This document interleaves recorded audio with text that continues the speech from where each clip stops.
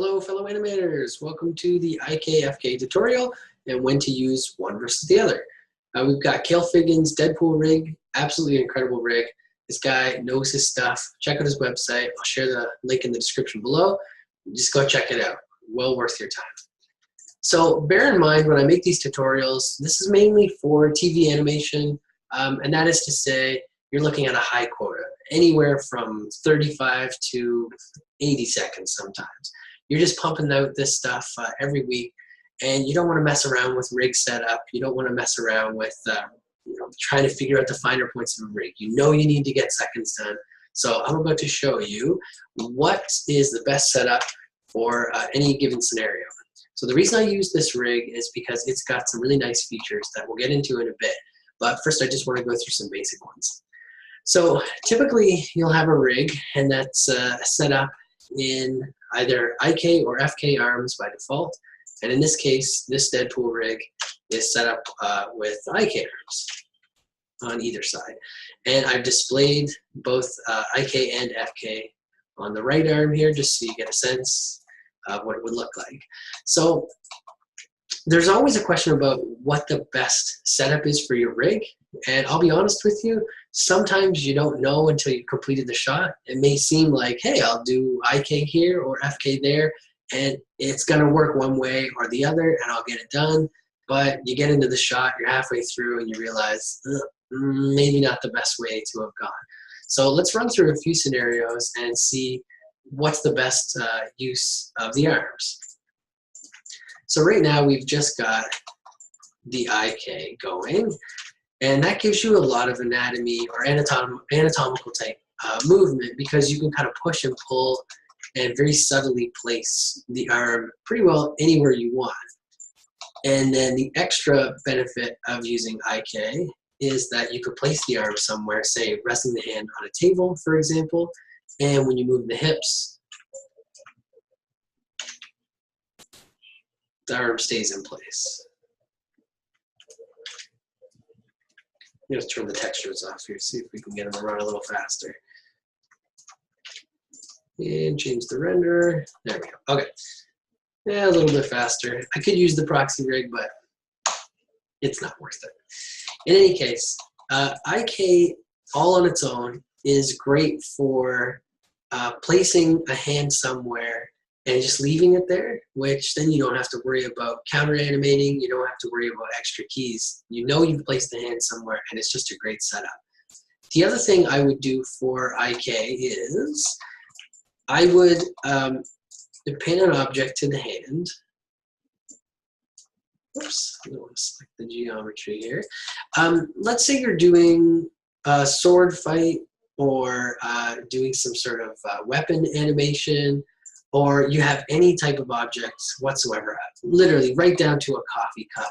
It really doesn't matter what the object is. In most cases, using IK is really going to be handy. Handy. I didn't mean to make that pun. I'm sorry, everyone. Please keep watching my videos. You're going to find that using IK to drive the object feels a lot more natural. It's going to give you a lot more subtlety. I can very quickly bring an object anywhere I want to. Say in the case of pointing a gun, I can more precisely position that gun to the target or the sword to a target without having to worry about rotating the upper arm and then the elbow and then the wrist. It's three different types of rotations you have to worry about. And then when you go to move the hips or the torso, or the torso and the hips, then you're going to have to counter animate the FK, right? So in this case, I find being predatory is a word I use a lot. For humans, being aggressive or trying to be precise, then I find IK is a really good way to go. And also, once you place your hand and you're happy with the position, you can always mess around with the pull vector to adjust the elbow. But in FK, you're not going to be able to do that. So see, I can just manipulate the pull vector and get a lot more subtlety. You're only messing around with two controllers at this point. And if we're going for speed, then that's going to save you a lot of time. Now, I wouldn't always use IK. There are cases absolutely where I would use FK. Say you've got a mid shot and the character is just standing around and you don't have a ton of time to film reference, or you don't have a ton of time to really flesh out the acting. You've just got to go, go, go, go. Then you can just place your arms with FK and you're going to get a faster result. You're not going to get as subtle a result, I don't find, but you're going to get a faster result. So we can place our FK hand where we want, or FK arm where we want. But again, here you're using 3 different rotations to place it as precisely as possible. But once that's done, even though it's a longer initial setup, once it's finished, we put the gun back in the hand. Once it's finished, then this is going to be a nice kind of static arm. No matter where you move now, the arms are going to kind of go with it. And you can counter animate those arms to add a little bit of fall through and overlap, a little bit of snap and drag. But you're pretty well going to get these kind of static locked in arms, which in some cases is great, especially when you're speeding through a lot of shots. So if I grab the hips and move them around, you'll see that the FK arm follows them exactly, and the IK arm just stays where it is. So this is going to be a case where you can very quickly animate something. You're not having to worry about positioning of the arms. Wherever the torso goes, wherever the hips goes, the arms will go with it. There's a little bit of counter animating involved, but for sake of speed, this is probably the fastest and easiest way to do it. Going back to IK for a second, you can think about IK as being a great way to leave something somewhere and layer on an extra bit of animation. So say I was doing a sword fight and the 2 swords clash right in the middle. If I was doing FK arms and I wanted to have the torso of the character lean into that sword hit, then as soon as I do that, the sword's going to go forward. But if I use IK to set up both swords on both characters, the second those swords hit, they're going to remain where they were when they first hit. So even if the characters lean in, the sword's going to stay where it is. It's going to look like the character's arms are flexing.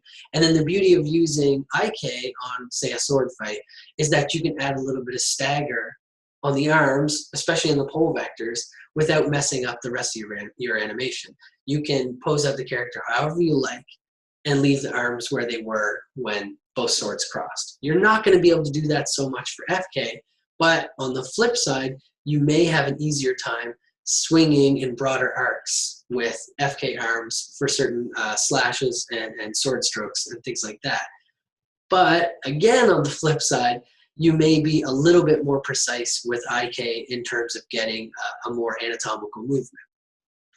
But those are not the only options, and that's why we picked the Deadpool rig. Now, I did a little bit of a trick here because this rig, by default, has some options set to 0. FK World Local was at 0 before. Now watch what happens now if I move the hips. The FK arms are following, but there's a little bit of extra rotation, a slight counter rotation that happens all on its own, which is actually a nice little anatomical touch on top of an already really perfect rig. And the same is true. I'll switch over to this hand. We'll leave the FK hand alone for now. I'll switch over to this one, and I'll set the IK World Local to 10. So it's all the way on. And watch what happens when I move the hips now.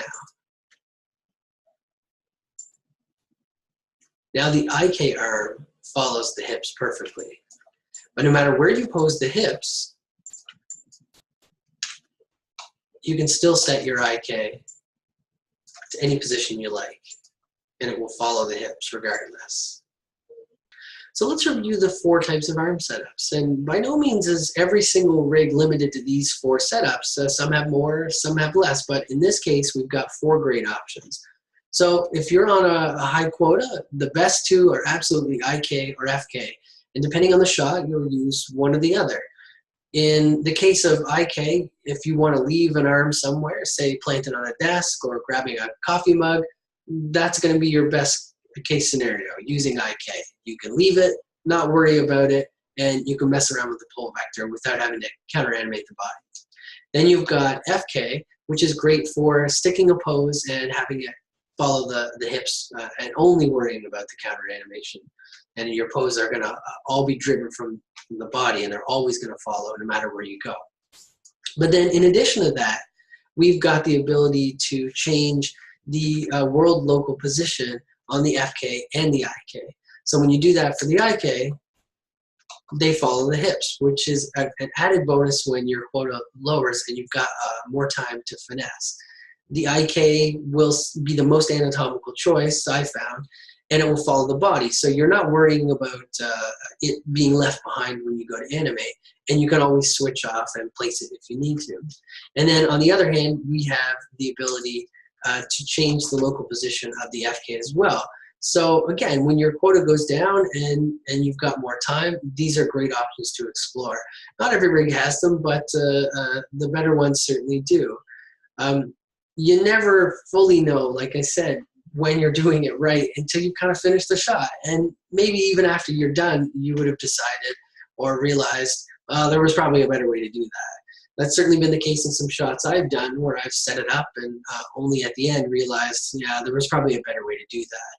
But in most cases, especially in a high quota, FK is probably your best bet when it's a mid shot and the character's not moving around too much and you just want to act from the torso basically. So if it's an arm heavy gesture, if it's a really broad motion, I might stick with FK. And in the case of, again, high quota, mid shots, not really full body stuff, but if a character is sort of resting somewhere, I'd absolutely go with IK. But have fun, experiment, and you'll find your own workflow. Bear in mind, every workflow is different, every animator is different, and not all rigs are created equal. When choosing which setup, it's really what works best for you. But in my experience, I've found that in high quota, FK is great for mid shots. It's going to help you power through a shot as quickly as possible. They're going to follow the body. They're just going to be where you want them to be. There's no messing around, and you don't have to worry about pull vectors. But on the flip side, if you know a character is going to be planted somewhere, then IK is your best bet, especially if a character is putting their arms on a table, resting on a car, holding a coffee mug, anything like that. IK is the way to go. You're just going to be end up messing with the pull vectors, the shoulders, and the body can kind of do what it wants. And then if you're lowering your quota, all bets are off. I'm not sure if I have a best setup. It really just depends on the shot. But the ability to have the arm follow the hips is invaluable in a lot of cases. But there are also cases where you wouldn't really worry about that. The lower the quota, the more time you have to kind of mess around with things like that. Happy animating.